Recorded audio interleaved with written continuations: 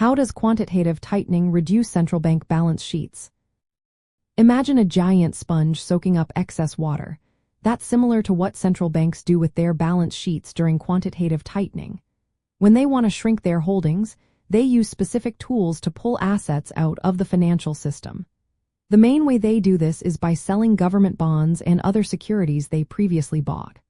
When the central bank sells these assets, the buyers pay cash, which goes back to the central bank. This process reduces the amount of money banks have on hand, known as reserves. With fewer reserves, banks have less money to lend out, which makes borrowing more expensive. This often leads to slower economic growth and helps keep inflation in check.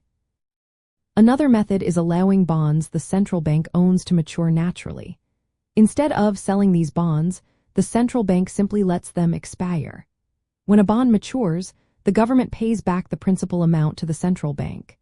If the central bank chooses not to reinvest that money into new bonds, it effectively removes that cash from circulation. This gradual process also shrinks the central bank's balance sheet over time. Both of these approaches cut down the central bank's holdings of financial assets and reduce the reserves in the banking system. When reserves go down, banks have less money to lend, which tends to push up interest rates. Higher interest rates make borrowing more costly for consumers and businesses, which can slow down spending and investment. The goal of quantitative tightening is to remove excess liquidity from the economy.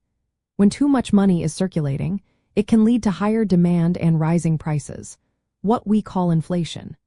By shrinking its balance sheet and pulling money out of the system, the central bank aims to prevent prices from rising too fast. This is the opposite of quantitative easing, where central banks buy assets to add money to the economy and stimulate growth. In simple terms, quantitative tightening reduces the central bank's balance sheet by selling assets or letting them mature without reinvestment. This process pulls money out of the economy, raises interest rates, and helps control inflation. It's a way for central banks to keep prices stable and ensure the economy doesn't overheat.